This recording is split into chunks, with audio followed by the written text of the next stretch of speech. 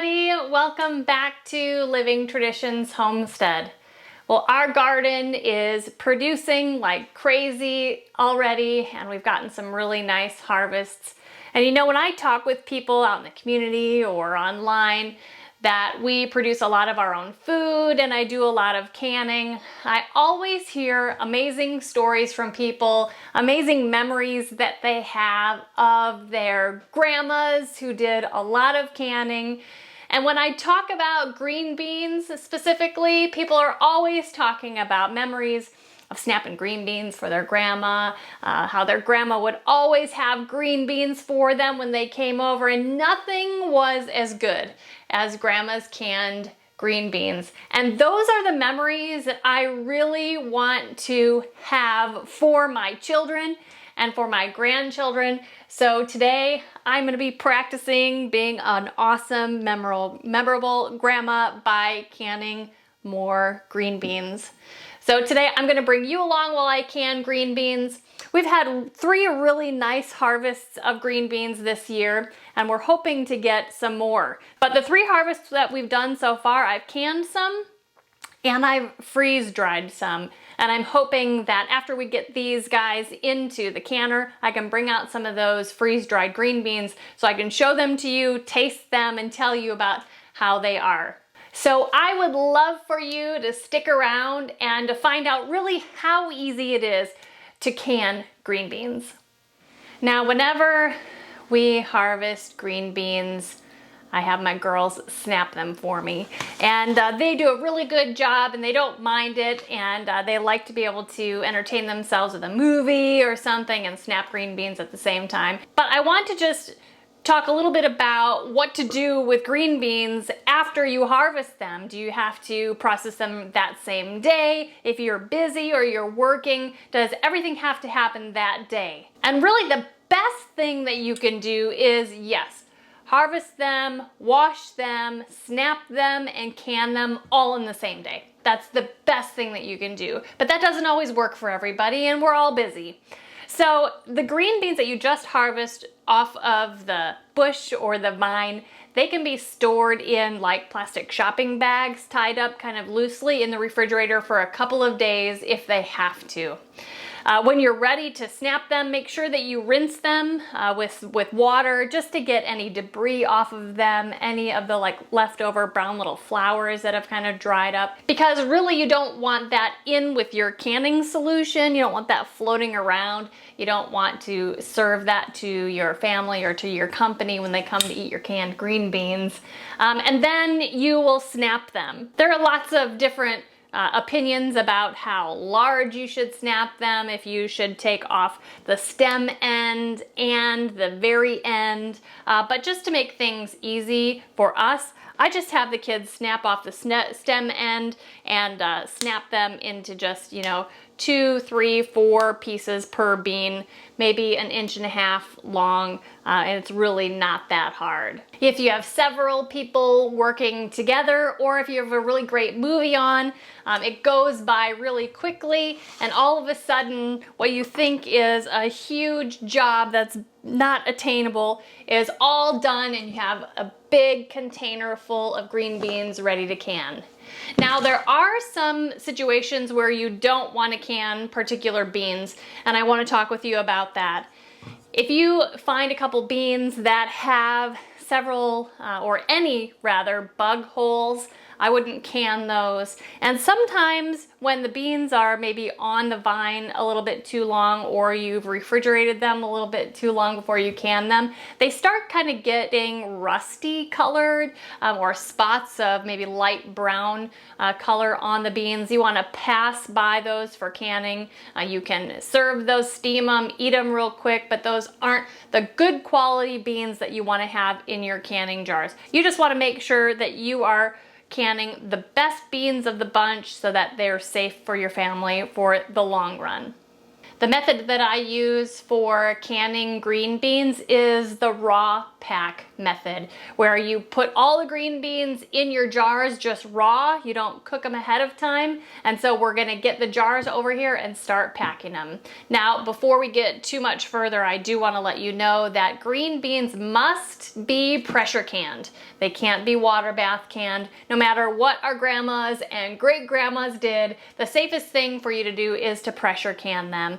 And if you are having anxiety about pressure canning, or if you're really worried about it, I promise you, you don't have anything to worry about. It's very, very easy, and it is very fruitful in the end.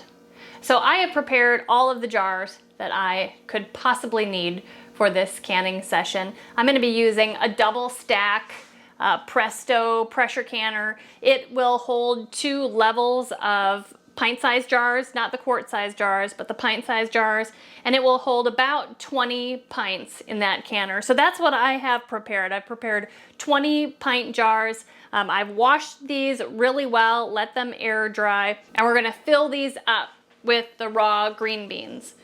Now, generally, with pressure canning, you fill them as full as up to 1 inch above the top. And so that's what we're going for. We're gonna put beans in here until they're about 1 inch from the top of the jar.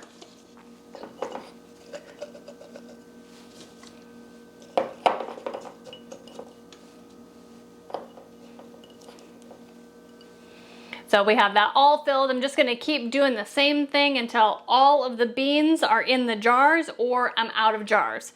So we're just planning to do 20 pints of green beans.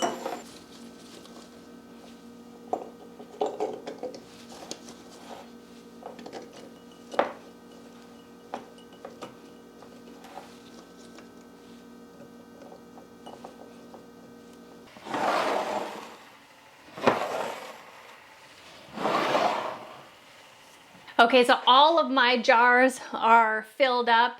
I actually had a little bit extra, so that was definitely plenty to fill up an entire double stack canner full of pint-sized jars. Now, the next step that I'm gonna do, it's not required, is to add a half a teaspoon of salt to each jar. I do like the salt because it really enhances the flavor. You don't need to put the salt in there. That is really just a preference, and we really do enjoy that. I actually use pink Himalayan salt. I'm actually running out. I buy it in bulk, 5 pounds at a time from Azure Standard, which is an online buying group that offers a lot of good prices on mostly organic foods. I'm actually getting my shipment next week, another 5 pounds, and a 5-pound bag of it. It runs about $8, and you know, prices fluctuate, and the 5 pounds fills up a half-gallon jar like this. So I need that soon because canning season is just starting for me. So I'm gonna be putting a half teaspoon of salt in each jar. You can either put it in the jar first, or you can fill your jars with your beans and put it in second, and that's what I'm doing today. Now, if you are canning green beans in quart-sized jars, you would add up to 1 teaspoon of salt. This is the first year that we are canning green beans in pint jars rather than quart jars because one of our daughters is 18 and just graduated high school and is going to college. So we don't need to can in quarts, we need to can in pints because there will be one less person eating green beans when we serve them with our dinner. It's kind of sad, but exciting for her to start a new chapter in her life. Now, if you are interested in learning more about buying the salt in bulk and actually a lot of foods in bulk that are organic, I want to encourage you to check out Azure Standard. I do have a link to their website in the description of this video just below, and you can learn more about that. I actually really love Azure Standard. I can buy a lot of the food that we eat on an ongoing basis in bulk, so I don't have to go to the grocery store as often, and I feel like it saves me a ton of money on organic products. Okay, so these have the salt in them. I just need to wait for my water to boil that I have on the stovetop, and then we'll get ready to can these green beans. So my water here is boiling. That's what we're gonna use to pour in with the green beans. This is my double stack canner. I actually need to fill the bottom of it with a little bit of water in the sink. Now in these Presto canners, they have a tiny little mark that shows you the water level. I think it actually is 2 quarts of water, but you'd want to double check your instruction manual, which you should always keep, by the way. Always keep your instruction manual for your pressure canner. You can see the little mark in there, and that is where you're going to fill your water level to. So I've got enough water in here. I'm just going to put this on the stove. We need to get all set up for canning so we can fill up this pressure canner and get these green beans going. The boiling water is ready, so we can get started canning. Okay, this is very easy, you guys. You have all of your jars prepped for the hot water. We're gonna take a canning funnel, put it inside that jar. We're gonna ladle enough water so that the water level comes up to about 1 inch from the top of the jar.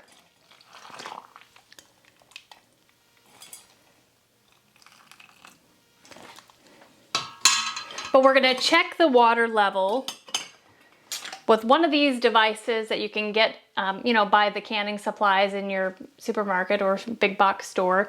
It has little measurements in 1/4 inch increments, and you just check and make sure that your water level is at least 1 inch below the top of the jar. It can be a little bit under, but you don't want it to be over.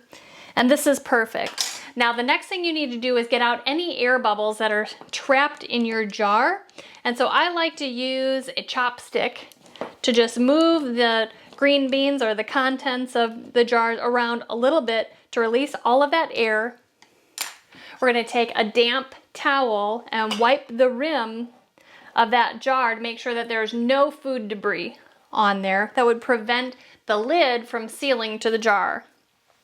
Now I am using ball lids that you can buy in the grocery store.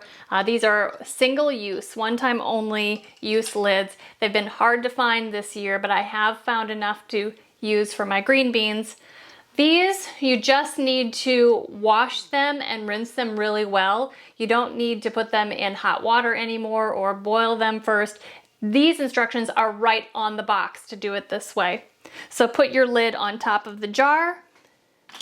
You're gonna put a band on there and screw it down until it's finger tight. It's just a tiny bit tight. And then we're gonna put it in our pressure canner.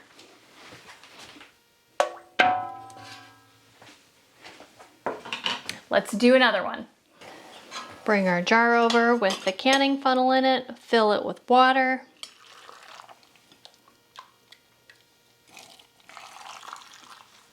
Until it's about 1 inch from the top. And over time, you will figure that out. You'll be able to eyeball it. But until you're comfortable with that, you want to measure it.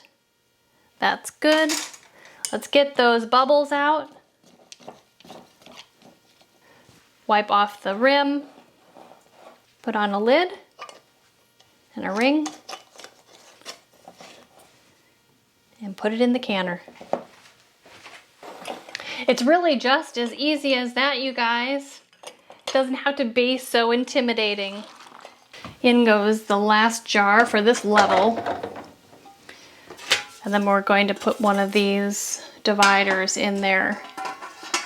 And the second level of jars will sit on top of there.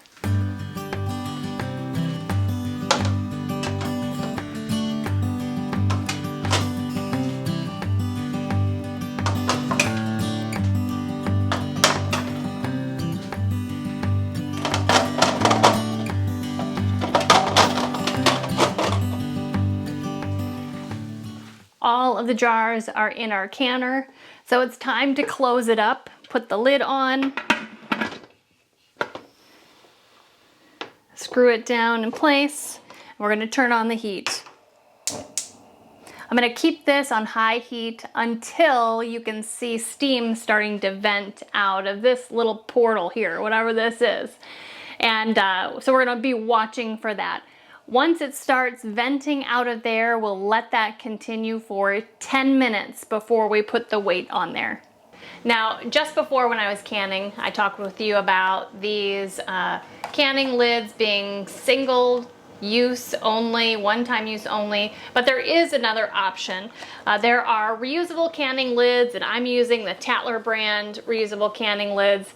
I did a video recently about how to water bath can with these reusable canning lids, but if you're interested in learning how to pressure can with the reusable canning lids, make sure that you indicate that in the comment section below, and I'll make sure to do a video soon about how to pressure can with them. If you're interested in learning more about them, you can go to their website. It is reusablecanninglids.com, or you can check them out in our Amazon shop. I want to talk with you really quickly about the two different types of pressure canners that the Presto company makes. This one here is one of their canners, and it has a pressure dial on the top that shows you what pressure you're canning at. Now generally you will can at 10 psi unless you live higher than 1,000 feet above sea level, and then you'll can at 15 psi. That's what we can at. When you get one of these canners with a dial on it, you get a weight that you put on top of here, and it doesn't really rock back and forth. So you will control the heat of your oven to make sure that the PSI, the pressure, stays just at 10 or 15, or a little bit over but not under. So you're in control of the pressure. Now on the other type of pressure canner that Presto offers, it has a different type of lid, okay? You see, it doesn't have one of those pressure dials on it, pressure gauges. It just has a hole. It has a different type of weight. The weight itself determines the pressure that you're canning at based on how many rings on the weight you use. So just plain, it's 5 pounds of pressure. One weight, it's 10 pounds. Two weights, it's 15 pounds. And you'll know that it's gotten up to pressure because it will rock back and forth. Well, I find this dial gauge type of canning to be a little bit more stressful, that I'm in control of how much pressure there is, and you have to hang around and make sure that it doesn't get too low or get too high. But I've learned a trick that you can use this weighted type of weight to put on there to control the pressure in your pressure canner, so that you don't have to sit around looking and making sure that your dial is at the right number. So when it's time for the weight to go on, I will not use the weight that came with this. I will use the weight that came with my other kind of canner, and the pressure will be controlled by this weight. It's actually time for the weight to go on. My timer just went off, so 15 pounds of pressure for me because of my altitude. It's gonna go on. When it starts rocking back and forth, that is when I'll set my timer. Now, just as I put the weight on here, the pressure built up enough to make this little top, this little lock thing, I don't know what it's called, this little gauge pop up. And so that's a good thing. That's a normal thing. So now we just need to wait for our pressure gauge to rock back and forth, and we know that it's up to pressure, and we can start our timer. These green beans in pints you will process for 20 minutes. If you are going to be doing quarts, you'll process those for 25 minutes.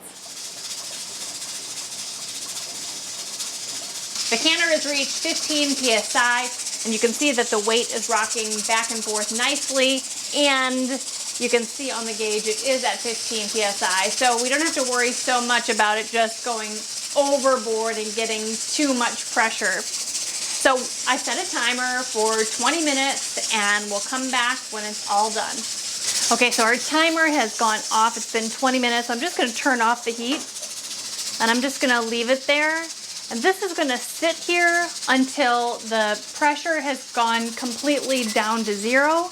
And this little thingy that popped up before, it needs to go back down. So it will take quite a while for this to cool down, so you can just go about your day and keep coming back to check on it. While we're waiting for the jars to cool, I just want to talk with you a little bit about freeze drying. We have a Harvest Right freeze dryer, and it's been so fun experimenting and having another way to preserve our harvest. So we have done 2 rounds of preserving green beans in the freeze dryer, and it's been so awesome. The benefits of freeze drying are that, number one, if they're stored properly, they can last 20 years. So it's really a great long-term storage option. The second thing that's really great about freeze drying is that it really retains almost all of the nutrients. When you're dehydrating, when you're canning, when you're freezing, you're losing some of those nutrients. They're kind of lost in the process. But freeze drying retains nearly all of the nutrients, all the vitamins. So we've been really loving it. Our freeze dryer is the medium size Harvest Right freeze dryer. It has 4 trays like this that you fill up. Just pour your green beans on there and kind of, you know, in a single layer. You just put them on here and put them right in your freeze dryer. And the way that they have it set up is just really kind of push button software.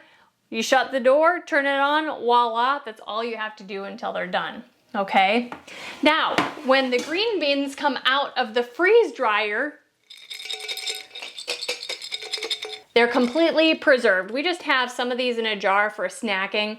We don't store them in here for long-term storage. We use Mylar bags with oxygen absorbers. But I just want to show you how these look. How you can hear how crunchy they are, and I'll taste one for you. You can see that they look pretty much exactly like green beans, like they went in.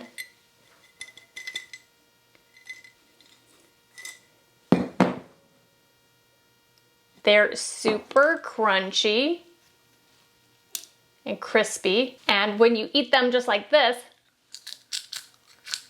they're crunchy like little chips. The most interesting thing about freeze-dried veggies, and especially about these green beans, they taste exactly like a fresh green bean right out of the garden. And we're just really excited to have an additional way to preserve the harvest that we work so hard for. And if you're interested in learning more specifically about the Harvest Right freeze dryers, make sure you check out that company, and we have a link to that in the description section of this video. The pressure canner the pressure's gone all the way down to 0.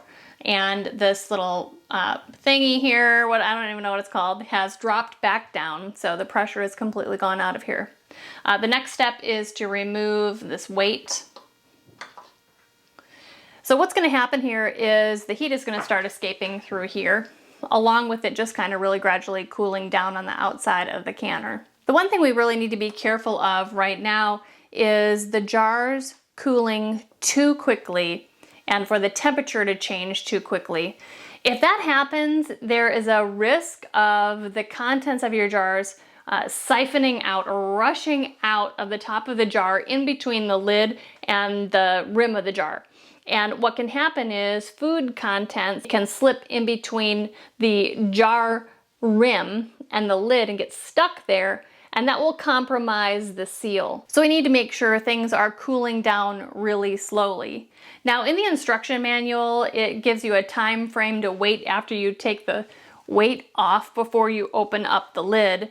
And what I actually do just to be safe is I just leave it like this for a really long time, sometimes even until the next morning, and the jars seal just fine with those single-use lids on them. So in order for me to really feel safe that everything's going okay and things aren't gonna siphon out, I'm just gonna leave it here for quite a while before I open it up. Well, I've waited almost 2.5 hours, and I think it's probably safe to open this up now. It's definitely safe. I am still gonna be careful. So I'm just gonna turn it and lift that off carefully. They look good inside there. So let's prepare the counter with a towel so that there's not a big temperature difference between the hot jars and the cold counter. And we'll pull them all out and line them all up.